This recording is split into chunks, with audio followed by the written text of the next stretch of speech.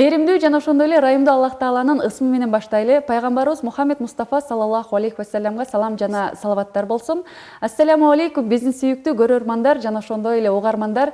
Эфирде сиздер Куттуу Орозо 2024 берүүсүн көрүп отурасыздар. Сиздер менен болгон мен Гүлзада Талайбекова. Сүйүктүү биздин көрөрмандар, бүгүн сиздер менен буйрушса 18 жылдык тажрыйбасы бар врач-диетолог Гүлүмбү Абжапарова эжекебиз менен маяк кылмакчыбыз. Ассаламу алейкум Гүлүмбү эжеке, бүгүнкү биздин эфирибизге кош келипсиз. Валейкум ассалям ва рахматуллахи баракатух. Кош келдик. Ыйык Рамазан айынын кирип келиши менен чын дилден куттуктап кетмекчибиз. Кармаган орозоңуз кабыл болсун. Амин. Негизи Рамазан айын кандай өткөрүп жатасыз? Үй бүлөңүз менен кармадыңызбы? Ушул боюнча кененирээк айтып өтсөңүз. Альхамдулиллах, биз дагы өзүбүздүн парызды аткаралы деп Аллахтын алдында үй бүлөбүз менен Рамазанды тосуп алдык. Рамазанды жакшы маанайда тостук, албетте, күтүп, үй бүлөбүз менен орозо кармап атабыз. Машалла, жакшы. Негизи бул Рамазан айын биз жылдап күтүп келет эмеспизби? Сөзсүз түрдө башка дин өкүлдөрү мисалы жаңы жылды өзгөчө белгилешсе, биз үчүн өзгөчө күн бул Рамазан айы экен да. Ошондуктан үйүңүздө мындай бир кооздоп даярдадыңызбы деген да бир суроолорду бергим келип атат. Албетте биз өзүбүздүн балдарга ошондой тарбия берип, өзүбүздүн мусулмандын майрамдарын өзгөчө басым жасап, мисалы белек бешкектерибизди, үй бүлөдөгү абырабызды даярдап, ошондой эле үйүбүздүн өзүн деле мындай жакшы маанайга буруп, албетте аракет кылып атабыз. Аллахым кабыл кылган болсун. Аллах разы болсун. Кармаган орозоңуздарды Аллах Таалам кабыл кылсын. Амин. Эмесе Гүлүмбү эже, мен суроого дагы өтсөм иншаллах. Негизи пайгамбарыбыз саллаллаху алейхи вассаламдын сүннөтүндө чындыгында биз ооз ачаарда курма менен суу ичип коюу жетиштүү дейт да. Анан бул медицина жаатында кандай каралган, ушул боюнча токтолуп кетсеңиз. Эң жакшы суроо. Негизи сүннөт амалда эч кандай ден соолукка карама каршы нерсе келиши мүмкүн эмес да. Анткени сүннөттүн бардыгында биздин ден соолугубуздун берекеси камтылган. Эгерде медицина жаатына кайрыла турган болсок, сүннөттө биз оозубузду хурма менен ачып атабыз. Хурма бул микроэлементтердин булагы, бул жеңил сиңимдүү глюкоза. Ошондуктан аны жегенде ал организмге бат тарайт. Анан сууну кошуп ичкен учурда бул кан тамырларга бат тарап, мээге жетет дагы, адамдын чарчоосу ооз ачкан учурда бат жазылат. Ошондой эле ошол хурма менен ооз ачып туруп, биз ооз ачардан кийин эмне кылабыз? Албетте намазга барабыз, шам намазга барабыз. Ошол орто эсеп менен 15-20 мүнөт убакытты талап кылат. Ошол учурда желген хурма жана ичилген суу биздин организмде жакшы сиңип, мисалы суу ашказандагы күн бою чогулган жана соляная кислота деп коебуз, ошону тазалап, ичеги карынды тазалап, айтор ичеги карынды тамак сиңирүүгө даярдайт экен. Ал эми ошол глюкоза микроэлемент жана глюкозанын булагы болгондуктан канга бат сиңип, адамды жанагы чарчоосун жазып, маанайын көтөргөнгө себепчи болот экен да. Ошондуктан бул сүннөт амал өтө ден соолукка пайдалуу деп айтабыз. Машалла, Алла разы болсун. Жакшы, өтө сонун. Эми ушул суусундук боюнча дагы айтып калдык. Негизи эле бизде сүннөт амалында замзам суусу өзгөчө пайдалуу деп айтып келет эмеспи? Бүгүнкү күндө чындап көрүп атабыз. Биз ооз ачып жатканда кээ бир учурларда минералдуу, газдалган суусундуктарды деле көп ичип жатабыз да. Кайсыл суусундуктар бизге өзгөчө пайдалуу, кайсыл суусундуктар болбойт? Ушул боюнча дагы бизге кененирээк айтып өтсөңүз. Аябай сонун суроо болду. Себеп дегенде суу баланс бизге Рамазан учурунда өтө керектүү нерсе деп айта алабыз. Себеп дегенде биз күн бою суу ичпейбиз да. Ошол себептен ичип аткан суубузга биз басым жасашыбыз керек. Эң алгач таза суу, фильтрден өткөн суу же андай суу болбосо, сатыктагы эле газдалбаган биздин Кыргызстанда эле өндүрүлгөн сууларды ичкен пайдалуу. Анан мезгилди эске алганда суу жылуу болуш керек. Себеп дегенде муздак суу дагы ач карын ашказанга тийип, өзүнүн негативдүү таасирин берип коюшу мүмкүн. Тыйылчу суусундуктарга эмне кирет? Албетте баягы эле газдалган суусундуктар, боек жана жыт берүүчү заттар кошулган суусундуктар ичкенге такыр тыюу салынат. Ал эми биздин нукура, кыргыздын өзүнүн суусундуктары бар эмеспи? Мисалы айрандан жасалган чалап, жарма, кымыз, ошол сыяктуу суусундуктарды ичкен албетте керек. Анткени алар бизге пайда гана алып келет. Машалла, жакшы өтө сонун жооп болду. Ушул боюнча да мен Чубак устаздын сабагынан уктум эле, биздин өзүбүздүн нукура суусундуктарга эмне жетсин, биз болсо бүгүнкү күндө Coca-Cola, Fanta, Pepsi буларды бойкот кылышыбыз керек деп элечи. Албетте, биз мусулман болгондуктан эң алгач жарнамаларга, рекламаларга биз өзүбүздү мындай кайдыгер мамиледе болушубуз керек да. Себеп дегенде, эгерде азыктар чындыгында ден соолукка пайдалуу болсо, алар рекламага муктажбы деген суроо туулат да. Ал эми биз бойкот кылчу суусундуктардын баардыгы изилдөөдөн өткөн, алар ден соолукка түздөн түз терс гана өзүнүн таасирин тийгизмекчи. Ошол себептен өзүбүздүн эле үй шартында жасалган суусундуктар, эгерде таттуу суусундук ичкибиз келип атса, үйдө эле жанагы кургатылган жер жемиштен жасалган компоттор мисалы, алар биздин үйдө азыр толтура. Ошентип өзүбүздүн үй бүлө мүчөлөрүбүздү таттуу десе таттуу суусундукка, эгер кычкыл десе өзүбүздүн эле жанагы кычкыл суусундуктарга тойдурсак болот экен. Жакшы, машалла. Чоң рахмат. Эми сизден ушул туура тамактануу боюнча сурагым келип жатат. Биз чындыгында бир ай орозо кармайбыз, бирок орозо кармагандан кийин эле биз кайра эле мурдакы абалыбызга келебиз дагы, кайра эле ошол камыр тамак, ошол эле камыр, күчтүү, майлуу нерселерди жеп баштайбыз да. Ал маселе азыркы учурда деле орозо маалында деле колдонулуп келет да.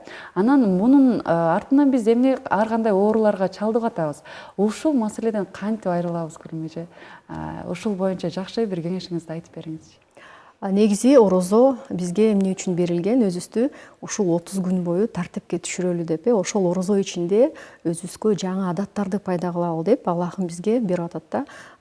Ден соолук жаатынан болобу, диний жааттан болобу, айтор ушул 30 күндү эгерде биз туура пайдалана турган болсок, иншаллах ошол жаңы адаттарга биз көнүп баштайт экенбиз. Психология жаатына кайрыла турган болсок, 21 күн бою биз ошол бир адатты эле кыла бере турган болсок, организм ошону жаттап калат экен да. Анан эми биз бирдемеден тыйганда, мисалы биз айтып эле атпайбызбы, ак ундан жасалган нерселерди жебеңиздер, камыр тамак жебеңиздер деп тыйып эле атабыз, бирок тыйган учурда биз сөзсүз түрдө альтернативасын берип туруп анан тыйышыбыз керек да. Тыйып коюу бул албетте жеп жеңил да, жебегиле, ичпегиле деп эле коючу. Бирок анда эмне кылыш керек болот? Бул дагы аябай маанилүү суроо болду. Биз дан азыктардын түрүн рациондо көбөйтүш керек. Мисалы, ак ун деле бул эмнеден болуп атат? Дандан болуп атат, буудайдан өндүрүлгөн ун. Эгерде биз ошол унду жебей турган болсок, келгиле биз башка дан азыктарга кайрылалы. Биздин рациондо перловка мисалы, гречка, сулуунун түрлөрү бар. Азыр бизде мисалы дан азыктарды саткан ошол эле базардын отделдерге кире турган болсок, супермаркеттердин отделдерине кире турган болсок, мисалы 3, 4, 5, 6, 9 лаков деген кошулмалар бар. Мисалы сулуу эле кошулган эмес ичине.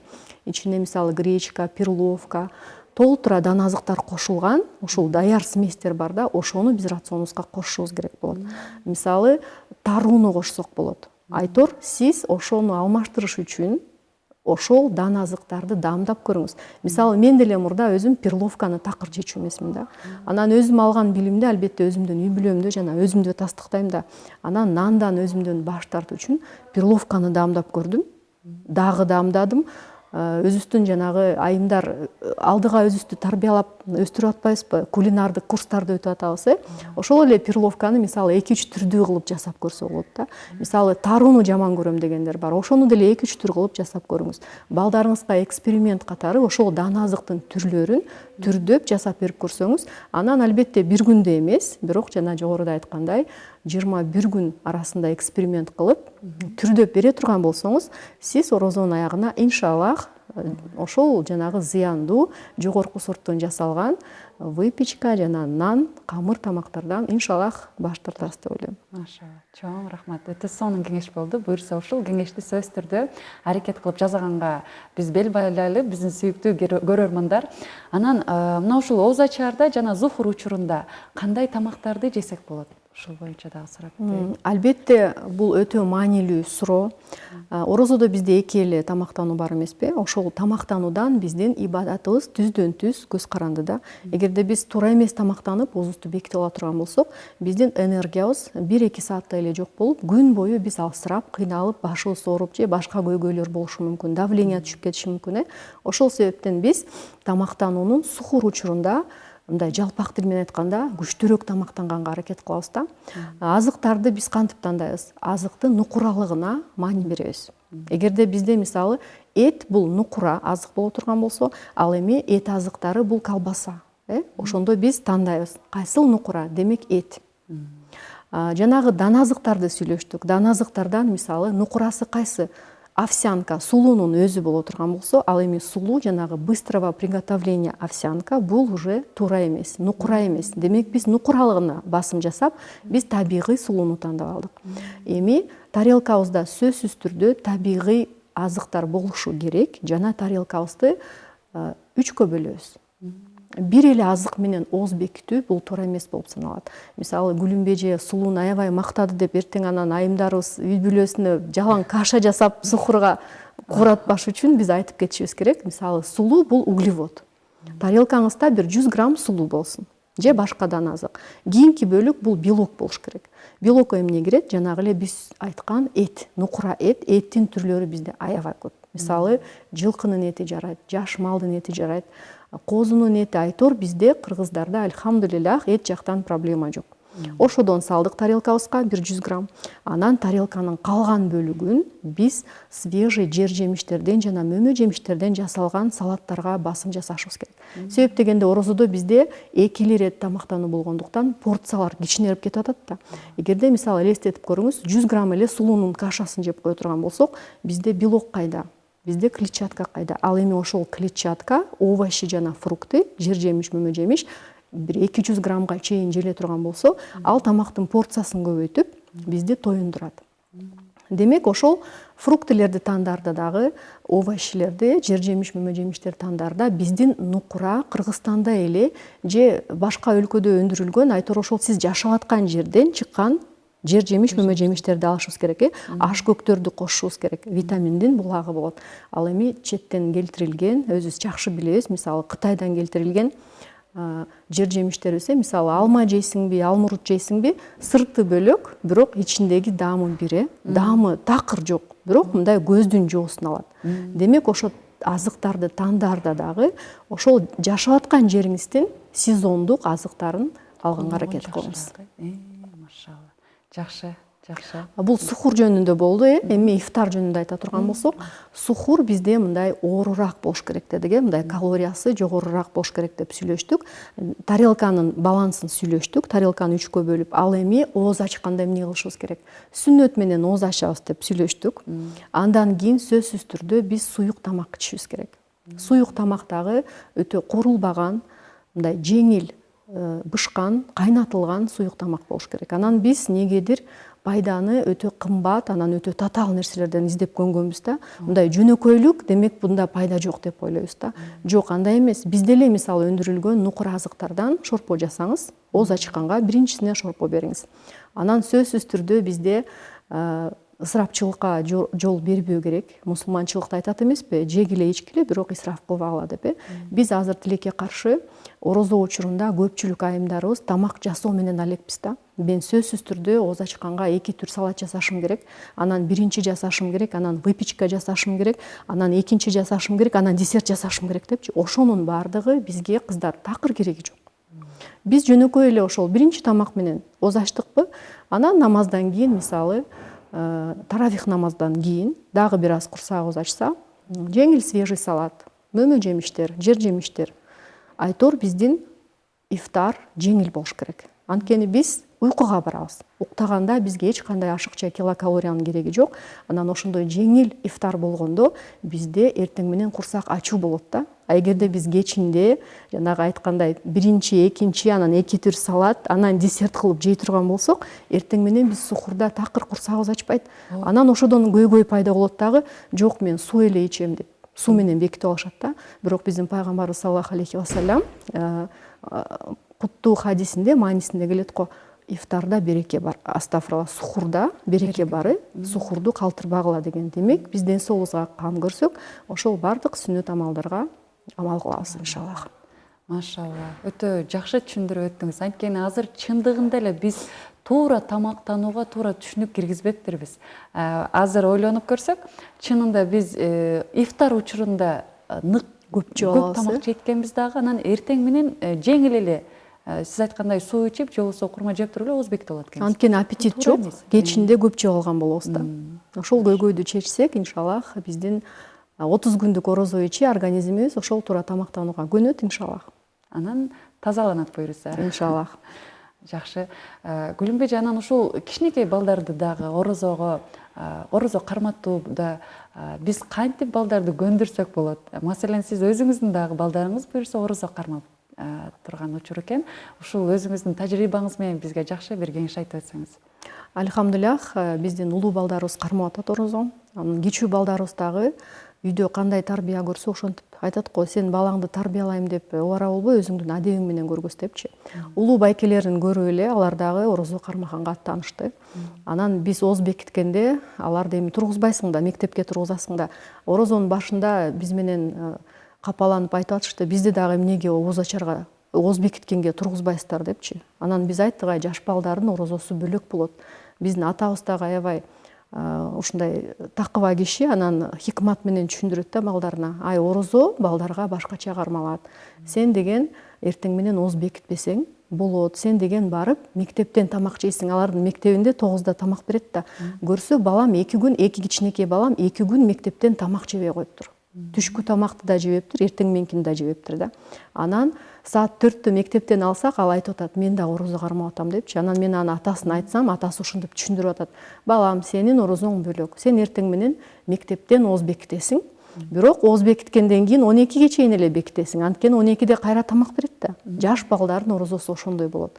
Анан келип биз менен ооз ачасың деп айтыр, ошондой иштерди жүргүзүп атабыз. Балдарыбыз ошентип көнүп атат. Деги эле кантип көндүрүү керек? Ошентип өзүңүз орозо кармаганда балага мындай оор тийбей турган. Чубак ажыбыз айтып кетчү эле го, динди сүйүнчүлөгүлө депчи, динди татаал көргөзбөгүлө депчи. Анан балдарга дагы мисалы орозо учурунда ата-энелер бири-бирине мисалы жакшы мамиле кылып калса, мындай маанайы дайыма ачык болсо, бала кадимкидей орозону күтөт да. Анткени орозо келгенде мен ата-энемдин мамилеси бири-бирине өзгөрөт, бири-бирин сыйлап калат. Бизди дагы мисалы урушуп жүргөн болсо, урушпай калат деп айтор, орозону күтө турган деңгээлге баланы мындай тарбияласа болот да, орозону кадимкидей күтүп калат да. Анан сен жасаган эле нерселерди жасайт. Эгерде сен ооз ачып атканда мисалы кечке сүйлөнүп, ушул бүгүн кыйналып кеттим мен, ушул орозо батыраак бүтсө экен деген сөздү айта турган эле болсоң, балада демек негатив сезим пайда болот. Эгерде тескерисинче, балам кел, ооз ачар болуп калды, сен эмнени мындай жүрөгүңдө кандай дубалар бар эле, кел ошону айтып калалы, бат-баттан кел деп мындай кызыктырып, ошол учурга ошол мындай сүйгөн тамагын жасап алып келип коюп, мээрим берип, айтор ооз ачарды күттүрө турган болсо, орозону бат эле сүйүп кабыл алат. Мисалы мен бир балам Алтын Уя медресесинде окуйт. 12 жашта, аны карма деп эч ким мажбурлаган эмес, ал да кармап атат. Альхамдулиллах, мындай орозону күтүү менен кабыл алышат, жана мындай сыймык менен тутушат да, мен туттум деп. Ал эми кичүүлөрдүн дагы өзүнүн ошондой закону бар биздин үйдө. Биз ушундай да ооз бекитебиз, ушундай да ачабыз, бирок алар да оюнда орозо кармап жүрүшөт да. Биз менен чогуу. Машалла, машалла. Бул да бир даярдык десеңиз, алдын ала. Анан ушул жаш балдардын канча жаштан баштап мындай орозо кармаганга уруксат берилет ушул боюнча да? Негизи ар бир баланын ден соолугу өзгөчө. Кээ бирки мисалы кыз балдар 12 жашта балакатка жете турган болсо, кээ биркилер 13-14 жашында балакатка жетет. Аны дагы мисалы эркек балдар дагы балакатка жетүү возрасты ар түрдүү да. Негизи шариятыбыз ошондой чектөө койгонго, балакатка жеткенден кийин депчи. Ошого биз жашын так койгон туура эмес болуп калат да. Кээ бирки бала 12 жашында балакатка жетет, кээ бирки 15 жашында, Бирок үй бүлөдө тартип кандай болсо, мисалы чын жүрөгү менен кармайм деп мындай ичиндеги настрою бекем боло турган болсо, ал жаш кезинен деле кармай берет да. Эгерде үй бүлөдө мисалы ата-эне орозого мындай бекем эмес, амалдары бир аз бекем эмес болуп турган болсо, орозону мындай сүйүнүчтүү эмес, мындай негатив маанайда кабыл ала турган болсо, ал балакатка жеткенде деле ал орозо мисалы пайдалуу болбой калышы мүмкүн да. Анткени баланын ичи толо негатив. Ошол себептен ата-энелерге кайрылып кетер элем. Биринчиден келиңиздер өзүбүздү түздөйлү. Биз балдарыбызга үлгүбүз. Эгерде балаңызда кандайдыр бир сапатын оңдойм десеңиз, ошону биринчи өзүңүздү оңдоп, анан балаңызга ошону өзүңүздүн адебиңиз менен көргөзүп, орозону деле өзүбүз мурда мисалы кармабай турган болсок, келиңиз өзүбүздү тарбиялап, өзүбүздүн жакшы сыпаттарыбызды ушул ороз айында көргөзүп, балдарыбызга үлгү бололу. Машалла. Амин, айтқаныңыз келсін, иншалла. Анан Гүлүмбек эжеке, мына устазалардагы устаздар деле айтып келишет, мисалы кандай адамдарга орозо кармаганга болбойт депчи. Бирок сиз дагы азыр ушу медицина жаатында дагы кошуп, ошол жаатта дагы бул жагы такталган болуш керек. Ушул жаатта дагы өзүңүз айтып өтсөңүз, кимдерге кармаганга? Орозону Аллахым бизге парз кылып берди. Орозодо эч кандай ден соолукка зыян нерсе болушу мүмкүн эмес да. Бирок Аллахым ушунчалык мээримдүү, ырайымдуу зат, бизди жараткан, бизди өзүбүздөн дагы жакшы билет да. Ошол орозону дагы бизге өзү эле чектөө коюп койгон да. Эгерде сен мисалы кош бойлуу болсоң, кармасаң болот же болбойт. Дарыгер менен кеңеш. Мисалы бала эмизип аткан учурда дагы, эгерде балаңа зыян боло турган болсо, сүтүң азайып же өзүңдүн ден соолугуңа зыян болсо, сен дагы дарыгериң менен кеңештеп атат да. Демек, орозодо дагы өзүнүн чектөөлөрү бар. Оорулар дагы, мисалы, толук айыгып кетүүчү оорулар болот. Анан мындай дары менен поддерживать этип ичип турган оорулар болот да. Ошол ооруларды алдын ала орозонун алдында өзүбүздүн дарыгерибиз менен кеңешишибиз керек да. Эгерде дарыгер бизге уруксат берсе, ошондо гана кармашыбыз керек. Анан Аллахым ошол кармабаган учурда дагы устаздарыбыз билет, ошол кармабагандын өзүнүн мындай штраф сыяктуу бөлүп койгонго, мисалы оорулуулар ушунча кишинин оозун ачырат, мисалы. Эмизгендер, мисалы, кош бойлуулар казасы жок эле күнүнө күн кармап берет депчи. Айтор ошол маселелерди ар бир оорусу бар адам өзүнүн дарыгери менен чечиш керек да. Бизде азыр көрөрмандар аябай көп болгондуктан биз ушул оору кармаш керек же ушул оору кармабаш керек деп биз так айтканыбыз туура эмес болуп калат. Себеп дегенде кээ бирки өтө такыбалар өзүнүн ден соолугуна зыян келтирип коюшу мүмкүн. Кармапчы. Ал эми кээ бирки жана шылтоо издеп жүргөндөр тескерисинче мен кармабай эле коеюн деп, ошого бул суроо өтө мындай татаал суроо. Ар бир оорусу бар киши өзүнүн дарыгери менен кеңешиш керек. Машалла. Демек, бул жаатта деле сөзсүз түрдө өзүнүн дарыгери менен кеңешип, жанакы кеңешип кескен бармак оорубайт дейт эмеспи, ошондуктан. Аллахым деле өзү ошондой чечилүүчү уруксаттары бар да, ошолорун колдонуп, Аллахым бизге ошол жеңилдиктерди эмне себептен берген? Аллахым колдонсун деп берген да. Динди сүйүнчүлөгүлө деп атпайбы? Мисалы, ден соолугу начар адам деле жок, мен кармайм деп өзүнө ден соолук проблема чыгарбаш керек да. Ошого бизде дарыгерлер бар, жана ошондой фатва чыгарып берүүчү альхамдулиллах аалымдарыбыз бар. Машалла, чоң рахмат. Сизди мен мындай бир коомдун бир үлгүлүү ишкер өкүлү, айымы катарында көрөм да.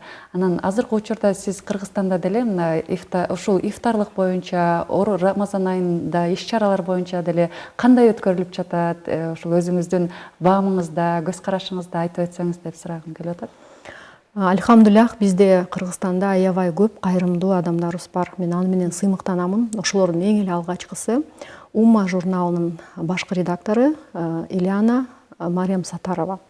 Ушул айымыбыздын жетекчилигинде кечээ жакында 18 март күнү өтө чоң масштабта кайрымдуулук ифтары болуп өттү. Дүйнөгө белгилүү болгон биздин повар, өтө чоң кайрымдуу инсан, турциялык Бурак деген биздин коногубуз менен чогуу. Ошол ифтар аябай чоң масштабта өттү, 700гө жакын киши болду. Мен ошондой кайрымдуулук ифтарларды колдойт элем. Буга чейин деле ошол Умма журналы жыл сайын ошол шатер Рамазана деп иш чараларды өткөрүп келет да. Аз камсыз болгон үй бүлөлөрдү, майып балдарды ар бирин жоктоп, ошолордун маанайын көтөрүү деңгээлинде. Ал эми ошолорго спонсор болуп биздин колунда бар Кыргызстандын жарандары катышып келет да. Мен ошону аябай сыймыктанамын. Мындай ифтарларга мен дайыма мындай колдоо көргөзгөнгө аракет кылабыз биз үй бүлөбүз менен. Анан быйыл ошол шатер Рамазанадагы ифтар ушул масштабтуу болуп бир эле өттү. Анан калган кайрымдуулук жаатты биздин Палестинадагы мусулмандарга мындай кайрымдуулугубузду ошол жака кыла турган болуп атабыз да. Кудай буйрса, эгерде биз ошол шатер Рамазана болчу эле жыл сайын эмне кылабыз дей турган болсок, кайрымдуулугубузду ошолорго эле которсок, бирок ошол ифтар элестетиңиз сектор Газадагы учурда кыйналып жаткан момун мусулмандарга барат да, иншаллах. Анан мага жакпаган ифтарлар бар. Мисалы, орозо учурунда айымдар бири-бирин чакырышып, мисалы, кожоюндорубуз таравих намазга кетет. Анан айымдарыбыз өздөрүнчө ооз ачырып, түнү саат 10га чейин 11ге чейин оозубузду анан ачып алып ошол жерде бош сөздөрдү сүйлөп алып анан кечинде келген ифтарлар мага такыр жакпайт. Анан мен быйыл дагы өзүм өтө маанилүү болгон мындай үй бүлөлүк эле ифтарларды калтырып анан калган ошондой ифтарлардын баарын токтоттум. Менден капа болбоңуздар деп, анткени көп убакыт анан мындай четтен караганда аябай мындай начар көрүнүш да. Жалаң айымдар түнү саат 11ге чейин 10га чейин отуруп анан келгенчи, ал мен ойлойм биздин коомго такыр туура келбеген нерсе. Ошого сурооңузга жооп катары эле мен өзүмдүн оюмду калтырдым. Балким башка айымдарда башка ой пикир бардыр, бирок ошол мага жакпаган ифтарларда. Сиздин айтканыңызга толук түрдө кошулам. Анткени бул ибадатка ээ болуунун, Тоскоол болуп атпайбы? ээ болуунун айы да. Анан ушул учурда тоскоол болуп калат сөзсүз түрдө. Өзүңүз жеке өзүңүз ушул Рамазан айын азыр кандай өткөрүп жатасыз? Кандай пайдалуу амалдар менен өткөрүп жатасыз? Ушул боюнча айтып. Аллахым кабыл кылган болсун. Аракеттебиз. Ошол жогоруда айткандай менин эң чоң өзүм үчүн болгон салымым ошол керексиз ифтарлардан баш тартуу болду. Мен кадимкиде өзүмдүн убактым ушунчалык тар болуп, убактымды кызганыч менен өткөрүп атам да. Ар бир убактым өзгөчө ооз ачардан кийин. Анан убакыт азыр өтө тар болуп калды. Өзүңдүн үй бүлөңө убакыт бөлгөнгө аракет кыласың. Мен көп балалуу энемин, мен 7 баланын энесимин. Бир неберем бар, альхамдулиллах. Ошонун баардыгына мындай убакыт таппайм да. Ушунчалык баягы тар өтүп атат азыр убакыт. Анан колдон келишинче ибадат кылып, таравих намазды тургузуп атабыз. Кайрымдуулугубузду Кудай буйрса. Анан үй бүлөгө көбүрөөк аракет кылалы деп атабыз убакыт бөлгөнгө, иншаллах. Алла разы болсун. Жакшы, өтө сонун айтып өттүңүз. Чындыгында эле бул Рамазан айы, ушул Рамазан айында Куран түшкөн айда. Анан бул өзгөчө айды баардыгыбыз пайдалуу амалдар менен Аллахка көбүрөөк жакын болуп, аракет кылуу менен өткөрөлү деген бир өзүбүздүн кайрылуубуз болуп турат. Эмесе биздин бир көрөрмандарга, угармандарга өзүңүздүн жакшы бир дагы каалоо тилектериңизди айтып өтсөңүз болот, иншаллах. Чоң рахмат. Алгач сиздердин студияңыздарга, бизди конок катары чакырганыңыздарга терең ыраазычылык билдиребиз. Элдин астында чоң кызмат кылып жүрөсүздөр. Ушундай пайдалуу кеңештерди, мисалы башка уставдардын сабактарын элге жайылтуу дагы бир өзүнчө чоң көйгөй. Мисалы мен билет эле, мен айткым келет эле дегениң менен ошону элге жетпей калса аны ким угат деген маселе. Андыктан силердин дагы ушул маалымат таратууда кызматыңар өтө зор дейм. Сиздерге терең ыраазычылык билдирем. Ал эми биздин көрөрмандарга, угармандарга айтарым, Рамазан айыңыздар мубарак болсун. Аллахым ушул айда жасаган ар бир ибадаттарыңыздарды кемчиликсиз кабыл кылган болсун. Аллахым ушул Рамазан айында ар бир мүнөттү пайдалуу, өзүнө жаккан амалдар менен өткөргөнгө насип эткен болсун. Аллахым билип билбей кетирген чоң кичине, эски жана жаңы күнөөлөрүбүздү кечирген болсун. Ушул Рамазандын урматына Аллахым бизге көптөгөн рызыкларды насип эткен болсун. Ассаламу алейкум ва рахматуллахи баракатух. Аллах разы болсун. Амин. Айтканыңыз келсин. Гүлүмбек эжеке, алтындай болгон убактыңызды бөлүп келип бергендигиңиз үчүн сизге терең ыраазычылык билдиребиз. Буюрса ушул туура тамактануу боюнча дагы негизи сонун маалыматтарга ээ болдук. Алдыда дагы эфирлерибизге чакырабыз деген ишенимдебиз, келип бересиз деген ишенимдебиз. Кадырлуу көрөрмандар, бизге бөлүнгөн убакыт дагы соңуна келип жетти. Келирки көрсөтүүбүзгө чейин ассаламу алейкум ва рахматуллахи ва баракатух. Кармаган орозоңуздар кабыл болсун.